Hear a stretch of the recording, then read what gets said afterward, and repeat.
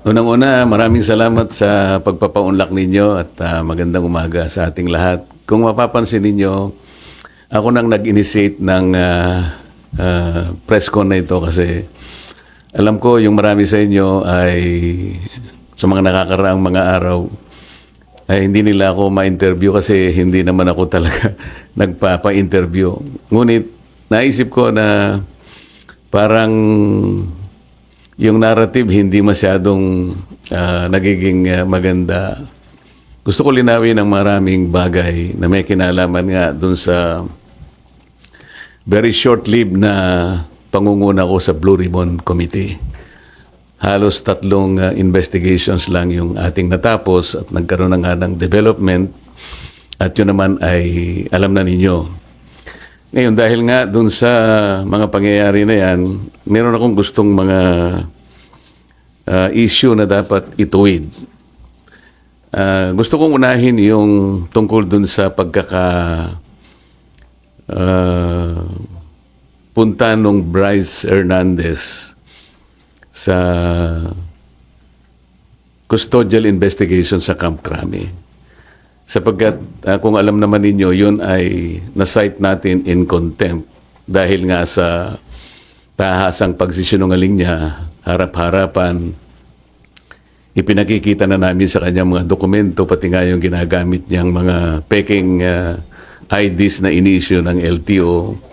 Pero ganun pa rin ang pagkakatanggi-tanggi niya. Napilitan kami na i-contempt siya at nailagay nga sa custody ng ating Sergeant at Arms.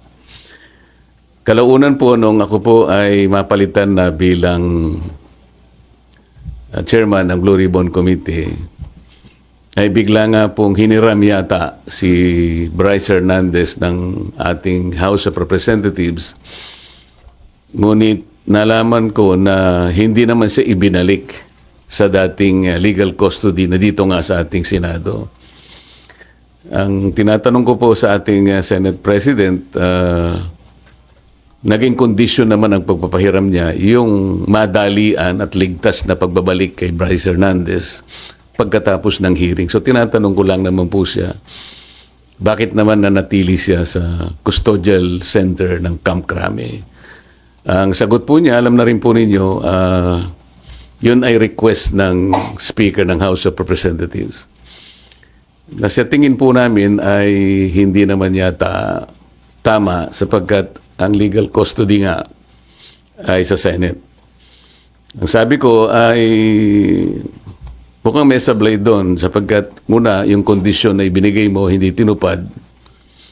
Pangalawa, kapag yun ay pinanatili mo sa Quezon City, sangayon na rin sa kanyang declaration, natatakot siya na pag ibinalik siya sa Senado, manganganib ang buhay niya. Parang binibigyan natin ng credence.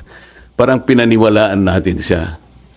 Sa mga tweet, pagka siya'y nagsasalita rito sa Senado, parang hindi siya pinaniniwalaan. Pag nagsalita siya sa House of Representatives, tiwalang-tiwala ang kanyang sinasabi, puro totoo. Samantalang, puro kasinungalingan din naman ang kanyang sinabi.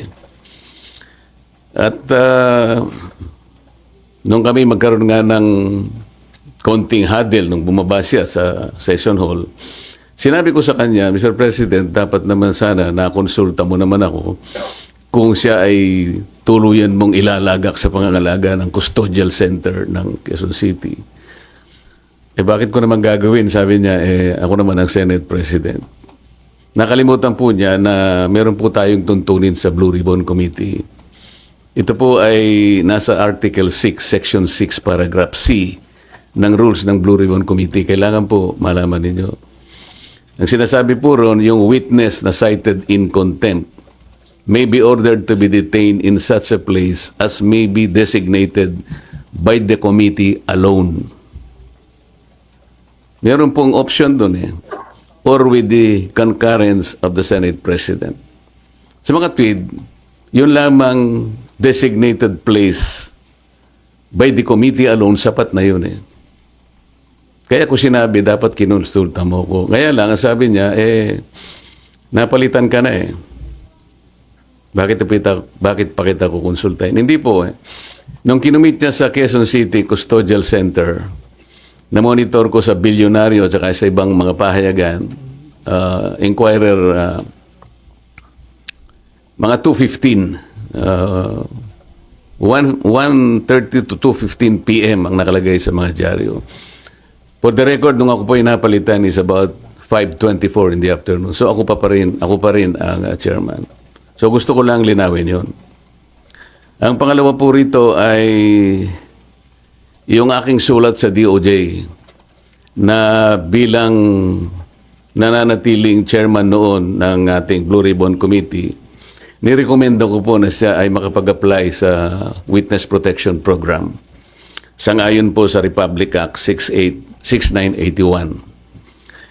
Kasi po sinasabi rin po sa Section 4 na sinasabi na sa kaso ng legislative investigation in aid of legislation, yung witness po, upon his express consent, ay pwede siyang ma-admit into the program upon the recommendation of the Legislative Committee where his testimony is needed.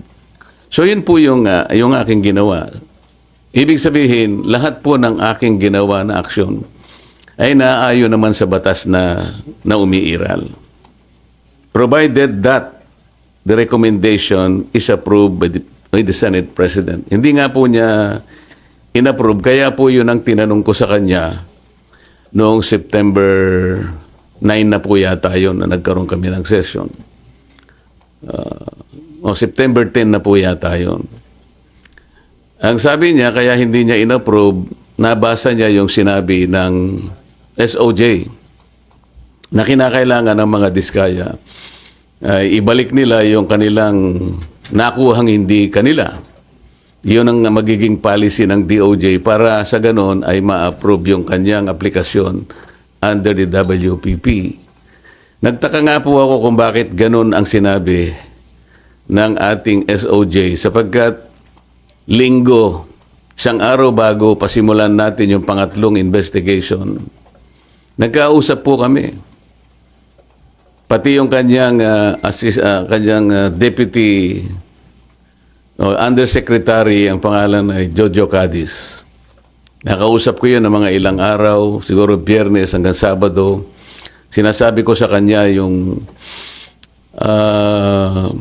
maaaring merong lumabas sa mga contractors na kasangkot dito sa aming pag-iimbestiga sapagkat nagpapadala sila ng feelers na maaaring may magsabi and they will come into the open. So I was looking at the possibility of granting them provisional immunity. Ang sabi naman nung Yusek Cadiz, mabuti po kanya i-repair ko rin sa ating SOJ. Sabi ko, tama-tama yan. Hanggang sa araw nga ng linggo, nagkausap kami personal. At tahasan niyang sinabi sa akin, pwede yan, sabi niya sa akin. Alam niyo naman, si Secretary Boying Rimulya, matalikong kaibigan yan, matagal kami nagsama sa House of Representatives. So pinanghawakan ko yung kanyang sinabi sa akin.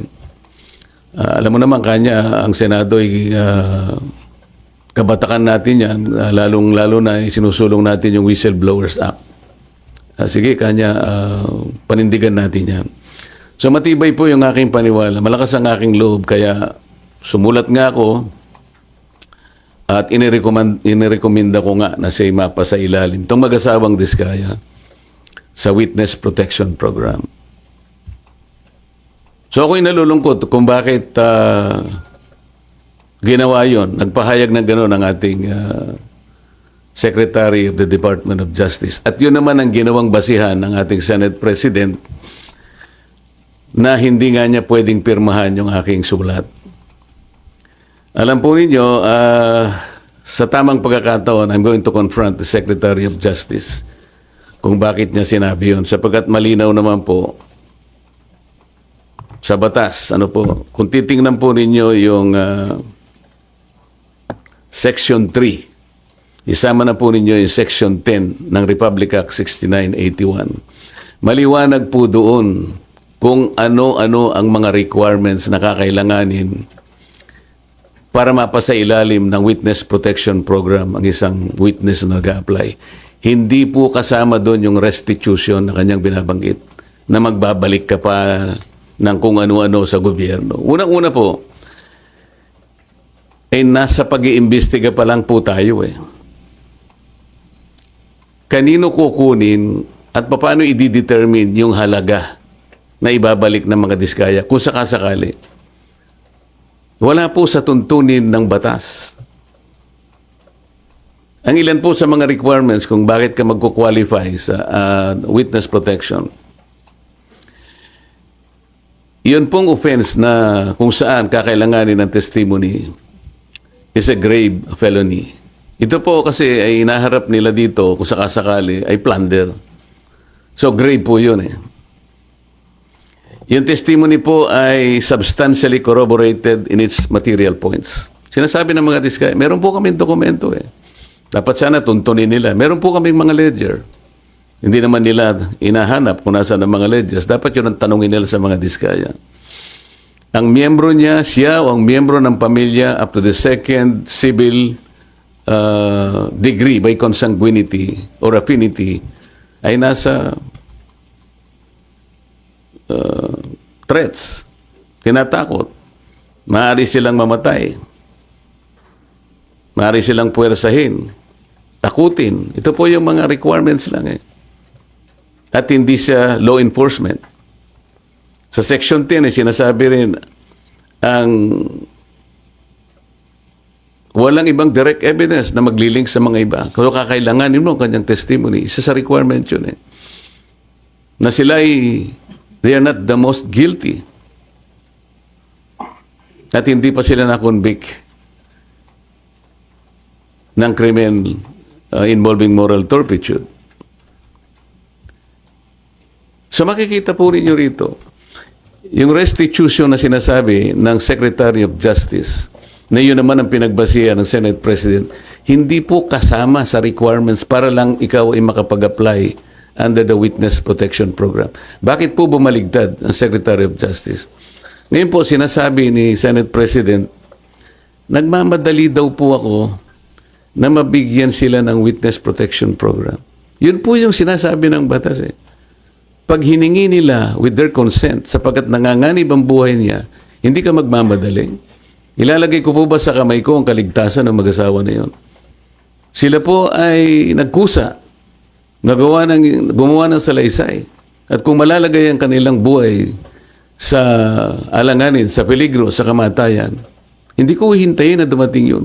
Gagawin ko yung katungkulan ko sa ilalim ng batas. Kung sinasabi nila nagmamadali ako, maaaring nagmamadali ako sapagkat yun ang kailangan para sila'y mailigtas. Okay?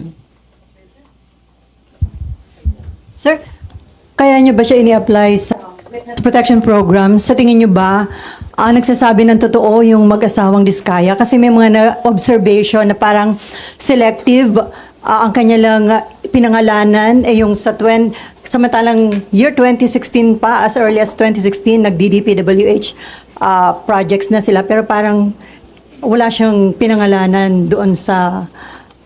Yung tanong mo kung pinaniwalaan ko, Yung kanya mga sinabi. Kaya that's beside the point eh. It's not for me to render judgment doon sa kanyang sworn statement. Iyon ang kanyang sworn statement. At sinabi niya roon na nanganganib po yung buhay ko namin dahil sa lumabas po kami na ganito.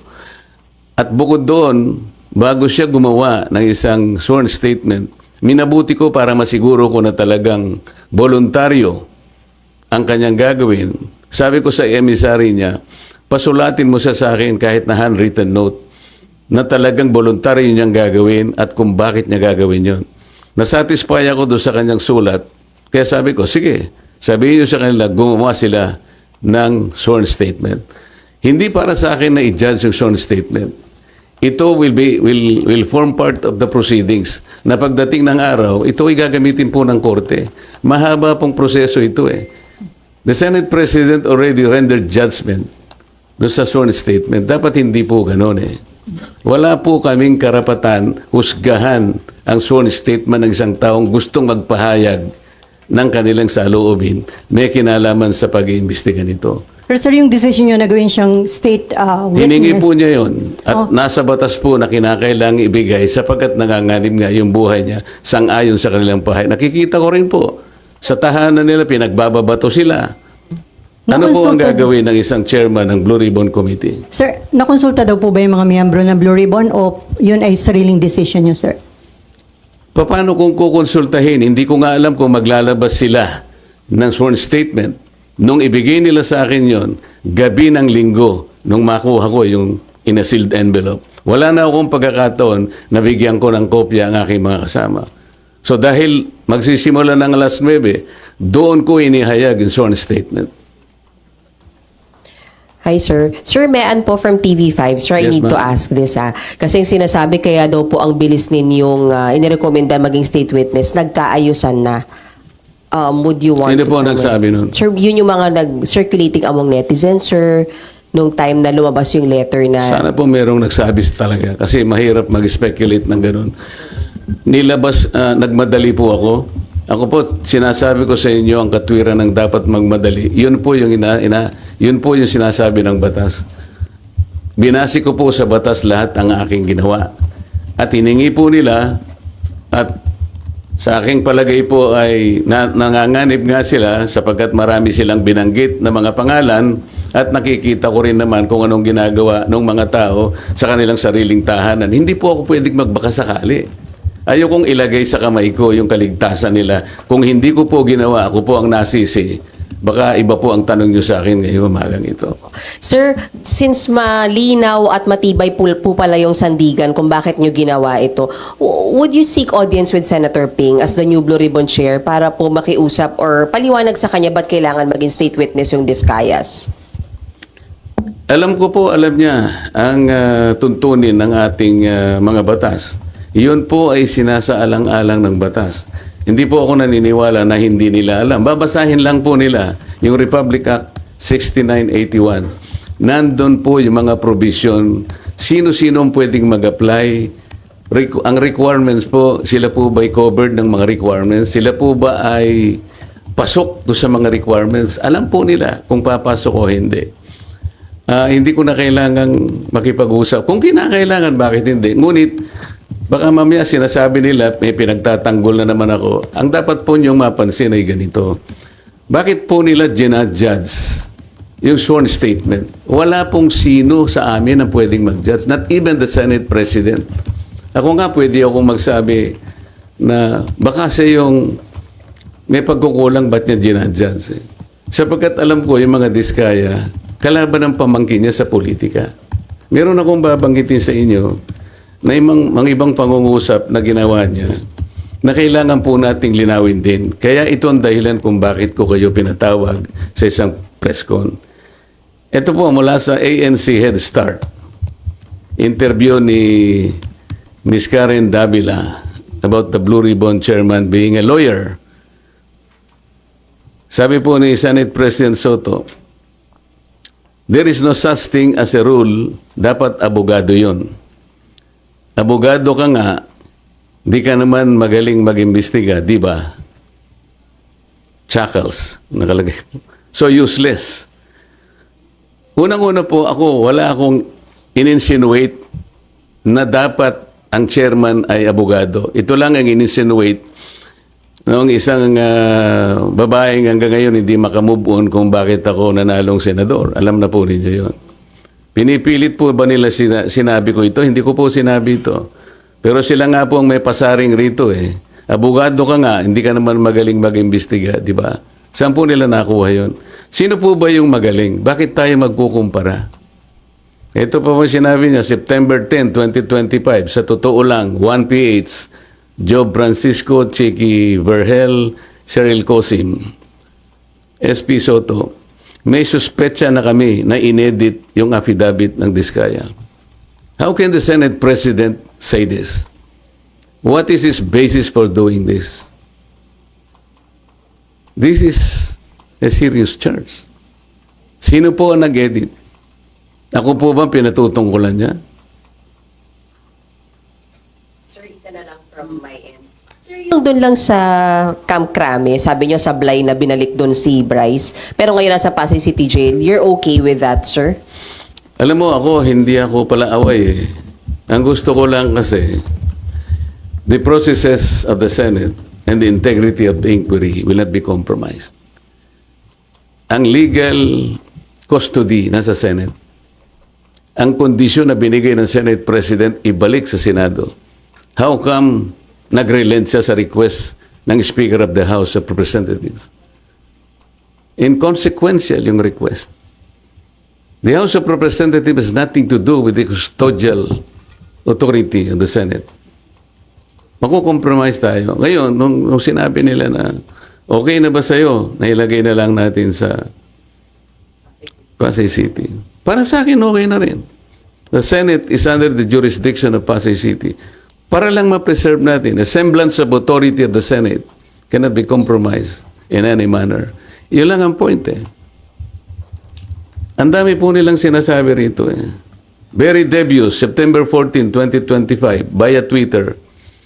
Wala pang hearing ang Blue Ribbon. Ano ba nangyari? Malalaman natin sa Blue Ribbon kay Senator Lacson, meron siyang investigasyon ginagawa tungkol dyan. Ibig ba sabihin, will they investigate the Discayas kung ba't sila gumawa ng sworn statement? Yun ba yung gagawin? Ito yung sworn statement ng tao. You have no right to question that sa Blue Ribbon Committee. Kung ano yung pinahayag niya, it is for the court to appreciate that. Pagdating ng tamang panahon. Pero para i-judge mo ito, para i-judge mo na inedit ito, o nagkabayaran dito, iba na po yung narrative nila. It is not good for the Senate na ganito po yung gagawin nila. Kami po, hindi ako nakikipagkumpara kung sino yung magaling. Kung sino yung gagawa ng tama, yun po yung tama, yun po yung dapat nating gawin. Kahit kailan, hindi po ako nakipagkompetensya kung ang pag-uusapan, yung pagganap ng tungkulin bilang isang senador. Ang Blue Ribbon, wala na hong obligasyon na i-verify yung veracity ng sworn statement ng isang testigo. Kasi di ba binibet po yun bago para tanggapin or hindi? Kasi pwede magamit ang Blue Ribbon kung nagsisinungaling po yung witness. It is for the court to appreciate that. Kami po, kung ano yung binigay nila, tatanggapin po namin yun. Yun po yung risk nila. Ang usapan dyan, kaya mo ilalabas yan, yan ang totoo. Yan ay yung sarili mong, voluntaryo mong ginawa. Sila lang ang makakapagpasya nun. At pagdating po ng panahon, nakakailanganin lahat ang pag-iimbestiga niyan. Sa tamang panahon, ang korte lang pong magbe-verify yan. Haharap sila sa korte. Ang korte po ang makapagpapatunay. In the final analysis, the court will be able to determine kung tama o hindi yung kanyang sworn statement. Marami pong paraan para yun po ay malaman natin. Pero hindi po ang Blue Ribbon, kasi po ang Blue Ribbon, kung titingnan po niyo yung tamang direksyon niya, in aid of legislation lang po ito eh. Pagdating ng araw, yan pong mga prosecutorial actions na yan, sa korte na po lahat pupunta yan. Kung makukumpleto po yung committee report, lahat po yan papunta na po sa prosecution at finally to the courts of law. Sir, kahit in aid of legislation, hindi ba may obligation kayo na alamin yung kung totoo lang, kung yung mga sinasabi ng mga witness, di ba? Paano po namin, ako po bilang ako, paano ko alamin, sasabihin ko sa kanya, mali itong ginawa mo. Kami nga ang naging carry sa kanila para lang tulungan ng Estado, para tulungan ng gobyerno. Kung ano po yung nalalaman ninyo, kasi hindi namin lahat magagawa ito. Kaya nga mayroong witness protection program. Sa akala nyo ba, mayroong magsasabi kung sinong mga senador at sinong mga congressmen ang sangkot dito kung wala kang gagamitin under the witness protection program? Sir, So, sir, paano yung in aid of legislation kung makakuha kayo ng informasyon na mali naman pala? Ang in aid of legislation po, ang tinitingnan namin, yung sum total po ng pagsasabi nila at pagdedeklara nila before the committee. Halimbawa po ngayon, para ipakita ko lang sa inyo, ano na po ang naisip naming legislative measures.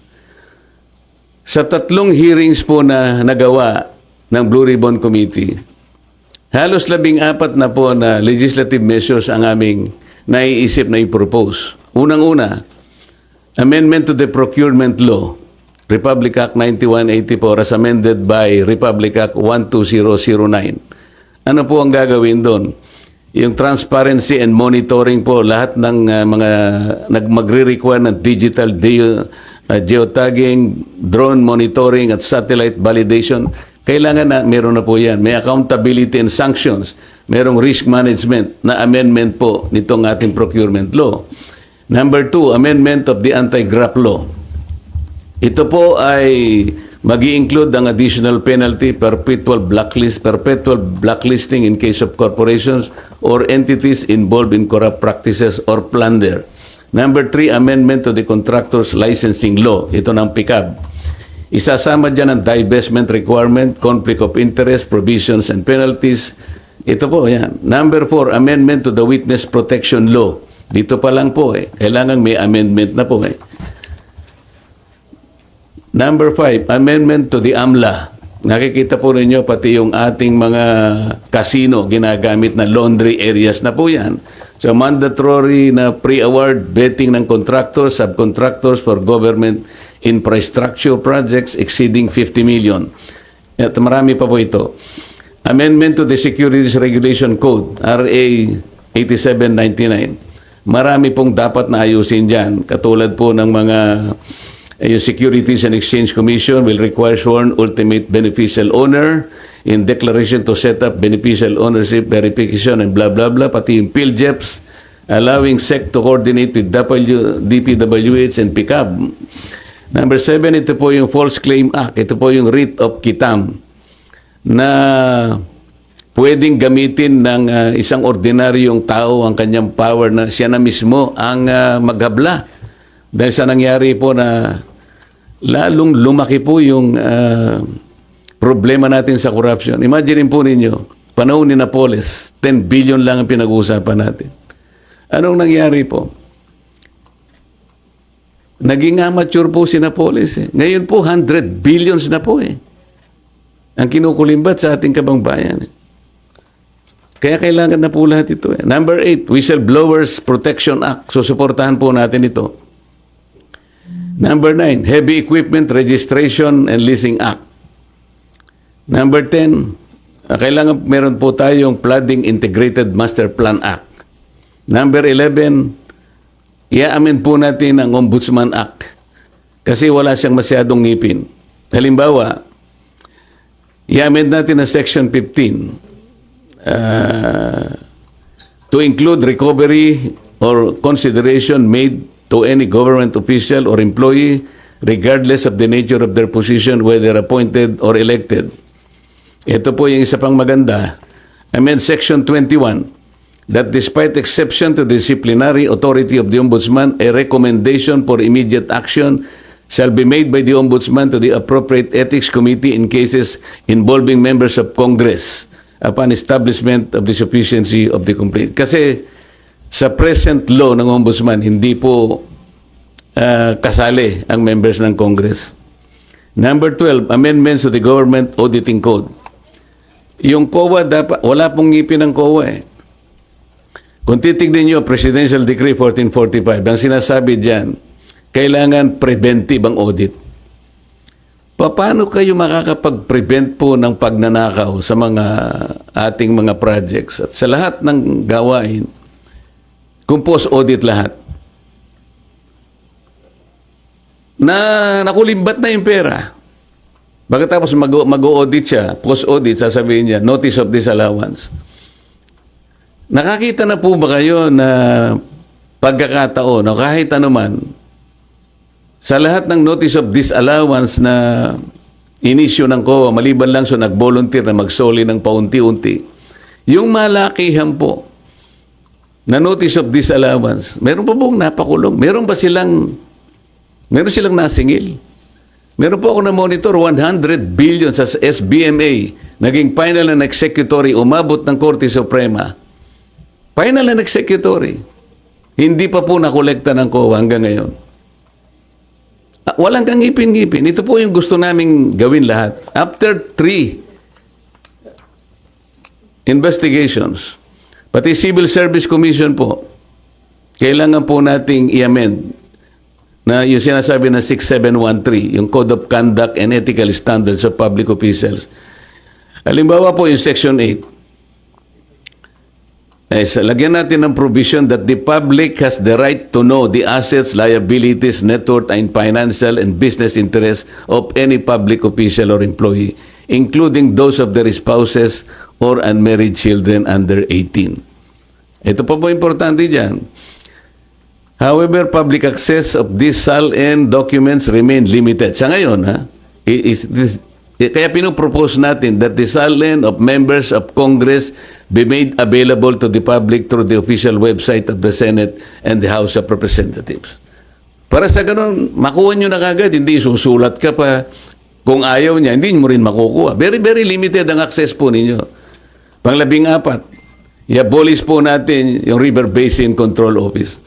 Ito po ay parkingan po ng mga pinoplot na mga opisyales na wala namang ginagawa. Isip-isipin po ninyo, 2006 nagawa itong opisinang ito under the DNR. Siya ang dapat mag-integrate ng ating 18 existing river basins in this country. Wala silang nagawa kahit isa. Puro pangwawaldas lang ng sweldo. Nagsusweldo na walang ginagawa. Ito po yung gusto namin gawin. After 3 hearings, 14 na po ang measures na naiisip namin na dapat nating isulong para sa ganun itong mga nangyayaring ito kahit papano ma-address na po nating lahat. Sir, may sinasabi po si Senator Ping na imbes na WPP, why don't we consider legislative immunity daw po muna para pwede pa rin mag-tell all the Discayas and other witnesses pero hindi magagamit to laban sa kanila. Sayang naman yung batas, di ba? Ba't natin ginawa yung batas kung hindi natin? Okay lang yung sinasabi niya, pero ito batas na ito eh. Wala namang kasigurahan yung legislative custody. Samantalang ito batas na umiiral, ba't hindi natin paganahin?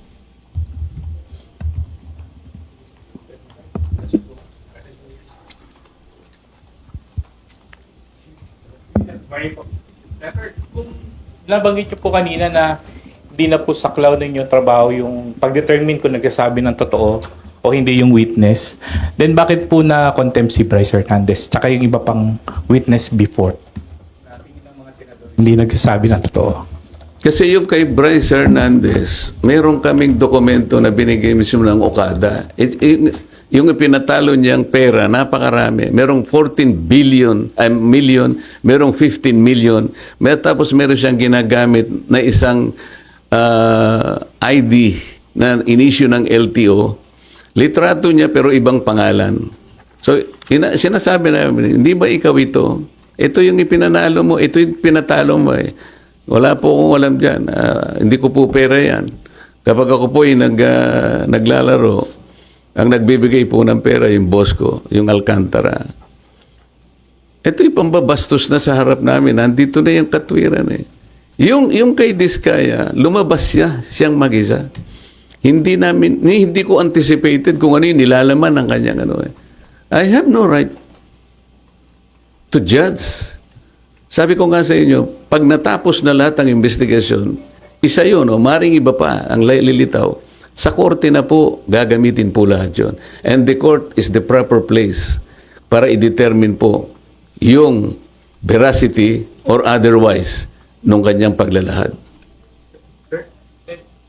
Sen, so what do you make of the allegation of Bryce Hernandez na may mga senador na tumanggap din po ng kickback from the flood control projects? Ang pagkakaiba kasi, ayokong i-judge din yun. Ang sasabihin ko lang sa inyo, nung lumabas yung mag-asawang Diskaya, it was in response doon sa aking ipinload nung second hearing na, kayo po, tulungan nyo kami. Baka gusto nyo magsabi na ng totoo, ang may papangako namin sa inyo, merong tayong batas na maaaring mag-cover sa inyo.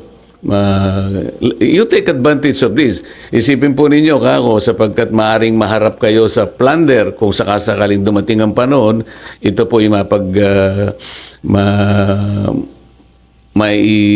may latag lahat sa korte. Baka po ka ako maging maganda para sa inyo. Walang madali. Pare-parehong mahirap to. Ngunit makakapamili kayo, maaaring makaiwas kayo sa criminal prosecution, maaaring ang gawin na lang ng gobyerno ay civil liability na lang. So, in response to that, parang in-explore naming possibility, may lumabas nga. Ito nga yung Diskaya. Ang totoo nun, mayroon pa nga gustong magsalita pa, pero ang sabi ko nga sa kanila, mag-unahan kayo. Kasi kung halimbawa, ma-establish na namin na ito'y sapat na, hindi na namin kailangan yung iba, di ba? Kasi isa sa mga requirements ay yung masasubstantiate yung mga in material points, lahat ng mga premises. Kung na-establish na halimbawa sa magitan nito, kalabisan na yung iba pa. Kaya namin pinload yun. Ngayon, yung paglabas ni Diskaya, wala siyang, hindi siya under custody eh. Di ba? So, inaakala namin, voluntary talaga. Tsaka sumulat siya sa akin, talaga bang voluntaryo? Inamin niyang voluntaryo sa sarili nila na gumawa ng pagsasalaysay. Samantalang si Bryce Hernandez, under sa custody na siya ng Senate eh. Sa palagay mo, voluntary pa yon? Ako sa akin lang. Gusto kong ibalik sa inyo, voluntaryo pa ba yung kaya ka nandun ka na eh, gigisain ka na naman ng House of Representatives eh. At meron nga mga nag-text sa akin na mga ibang tao na tumutulong sa ibang mga partido. Meron daw mga congressman doon na nagsabi o nagsasuggest, maglaglag ka na rin ng mga senador para hindi kayo makontempt. So, malalagay sila sa pressure eh. So kung tatanungin mo ako, palagay nyo ba kapani-paniwala? Hindi ko alam. Pero kayo ang makakapagsabi, alin ang mas magandang sworn statement? Yung hindi ka pa under custody o yung under custody ka na? Doon masasalamin mo ngayon kung alin ang mas voluntaryo. Alin ang mas totoo. Sir, hindi ba, Senator, mahalaga din yung ma-determine yung credibility ng isang nag-a-apply na witness? For example, itong Diskaya, si Sara Diskaya, pating asawa niya, they have been denying before that they own more than one company. Sabi na yung Alpha and Omega lang yung kumpanya nila. Pero later on sa Blue Ribbon, inamin po nila na siyam yung pagmamayari nilang kumpanya. Alam mo, yun nga ang korte nang magdidetermine nun later on. Kami, nahangga lamang kami doon sa paggawa ng batas sapagkat ang aming direction is always in aid of legislation. Gusto kong malaman ninyo, there is a distinction between police investigation at saka yung investigation in aid of legislation. Ayokong magbigay ng insinuation dyan, but hindi ako marunong sa police investigation dahil hindi ako police.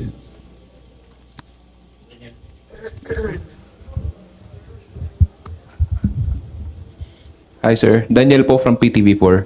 Yes. Sir, ano po yung any thoughts lang siguro or nilook forward nyo doon sa tinayo po na Independent Commission for Infrastructure? Ateneo, ano yun?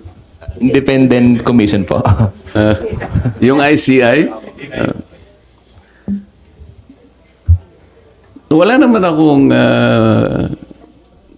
baka sakaling makatulong naman yun. Bakit hindi? Ang gusto ko lang sanang makita ninyo, lalo na kayong mga members ng media, kailangan mag-fit sila doon sa tinatawag na Independent Commission. Sino yung magiging opisyal na hihirangin na magko-compose ng Independent Commission? How independent can they be? Yung probity na hinahanap, wala ba silang kulay politika? Sila ba ay magpapahayag na kahit kailan hindi sila tatakbo sa opisina ng pampolitika? Para sa ganon, yung gagawin nila ay talagang independent of anything. Para paniwalaan. Kasi yun ang importante, kailangang paniwalaan. Pagkatapos, are they competent na makita ito? Gaano katagal? Kasi ang pinag-uusapan natin, kailangan matigil na kagad ito eh. Kung ang pag-uusapan natin ay yung ilang taon pa atras, baka mamaya makonsume na tayo lahat Hindi ba dapat merong immediate na gagawin dito? Kaya nga yung sa amin, in aid of legislation, kailangang mailatag kaagad. Yung mga batas na kailangan, ma-address natin kaagad. Lamang, ang problema kapag ka-legislation, medyo matagal nga rin. Pero pagsikapan po natin, nabilisan, ma-fast track natin, given the extent and magnitude of the problem ahead of us. Hi, Sen. In relation to his question po, sabi ni Senate Minority Leader Alan Cayetano po, magkakaroon daw po ng meeting ang minority bloc regarding po dyan sa pag-support po sa independent commission. At sabi po ni Senator Alan, susuportahan lang daw po yun kung, wait lang, yung mga tinalagang miyembro ay malaya sa impluensya ng politika at malalaking negosyo. Kayo po, Sen, would you support the creation po ng independent commission for infrastructure po? I will support the creation of that commission. Ang sabi ko nga, yung kailangan siyang maging independent talaga. Kagaya ng ipinahayag ni Minority Leader Alan Cayetano, tama lang talaga na makita talagang independent sila para maging malinaw, katanggap-tanggap yung resulta ng kanilang investigation. Otherwise, malalagay na naman tayo dun sa kalagayan na ipagkikibit-balikat lang sapagkat napolitika na naman tayo. Nag-meeting na po ba ang minority bloc o magmi-meeting pa lang po para pag-usapan po yan? Nakita ko sa thread, magmi-meeting pa lang kami. Pupunta ako mamaya.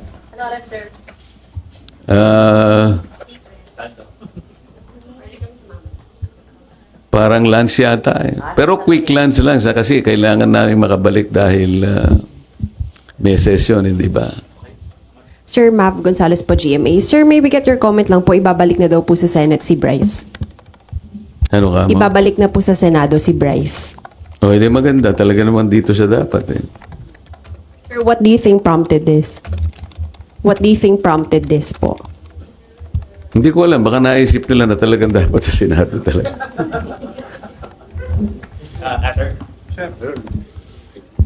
Sir, good morning po. Asher Kadapan Jr. from UNTV. Sir, tanong lang, ano po yung recommendation na dapat na maging direction po ng Blue Ribbon Committee investigating the anomalous flood control project? Nakausap niyo na po ba si Senator Ping about it? Ano yung huling tanong mo? Nakausap niyo na po si Senator Lacson about it? Direction po lang. Kailangan ba kaming mag-usap? Kasi sila nga yung nagsasabi na mali daw ang direction ko. Baka sila yung tama yung direction. Tingnan na lang natin, di ba? Hindi ko kasi alam kung bakit sinabi ni SP Soto na tingin namin mali yung direction. Marami raw dissatisfied sa mga kasama namin. Sino kaya yung kasama namin dissatisfied? Baka si House Speaker Romualdez lang dissatisfied doon sa paraan ng aming pag-imbestiga. Sabi ko nga sa inyo, committee investigation is not police investigation. Hindi yung nag-iimbestiga na pagkatapos meron pang separate investigation. Sa aking palagay ay hindi sana nangyari yun. Merong lugar dito, meron sa Arayat, meron sa Nauhan, Mindoro, meron sa ganito. Bakit pa isa-isang ganon? Ano ba yun? Meron ng Blue Ribbon Committee. Ba't kinakailangan magsagawa pa ng individual investigation ang bawat isa sa amin? Meron naman kaming Blue Ribbon. What does that suggest to you? Kasi sa House of Representatives na kung saan nagtagal ako, pagka yung isang subject matter tinitake up na sa committee, wala nang nagpi-privilege speech. At least sa House of Representatives. Sa Senate siguro baka wala namang rules na gano'n. Pero sa tingin ko, kahit na walang rules dito, pagka tinitake up na sa Blue Ribbon Committee, I think the common decency requires na wala na dapat yun. Kasi parang nagpapaligsahan eh. Hindi maganda. Sen, last lang po sa akin. Bukod po sa pagkompronta sabi nyo kay SOJ Remulla, meron po ba kayong ibang mga plano pang gawin to pursue providing protection sa mga diskaya, or are you still going to pursue it? Yun lang ang alam ko kasi yun ang nasa batas lang eh. Kasi baka kung meron pa akong gagawin, sasabihin nila, kinakatigan siya o inaapoyohan. Ayokong isipin ninyo na meron akong kinakampihan dito. As chairman, kailangan maging neutral ka eh. Alam mo yung problema ko nung nag-hearing ako sa Blue Ribbon? Ang problema ko, yung mga kasama ko nga, kung paano ko mamamanage yung time. Lahat gustong magsalita. Walang focus, di ba? Halimbawa, ang tinutukoy ng isa dito, pagkatapos magsasalita yung isa, doon ang tanong niya. So, yun pala yung nakita ko, yun pala yung pinakamahirap na challenge para sa akin.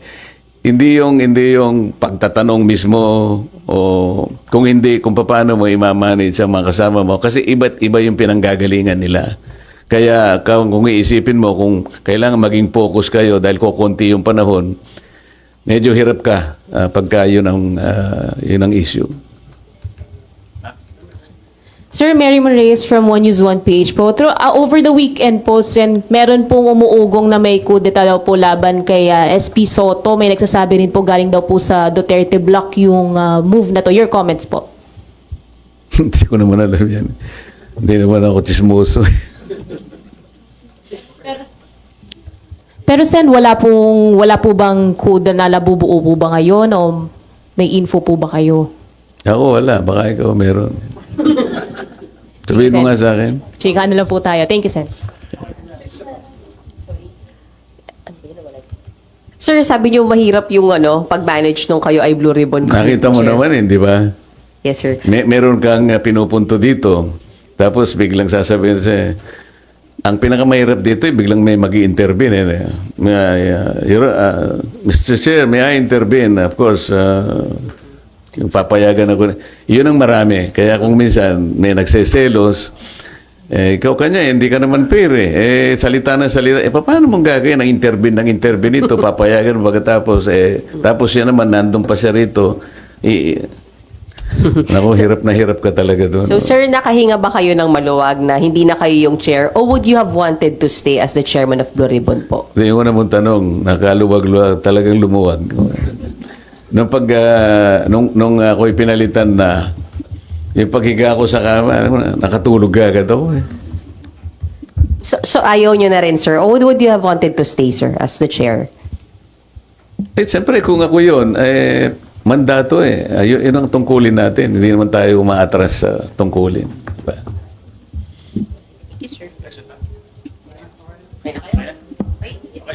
Okay, salamat sa inyong lahat.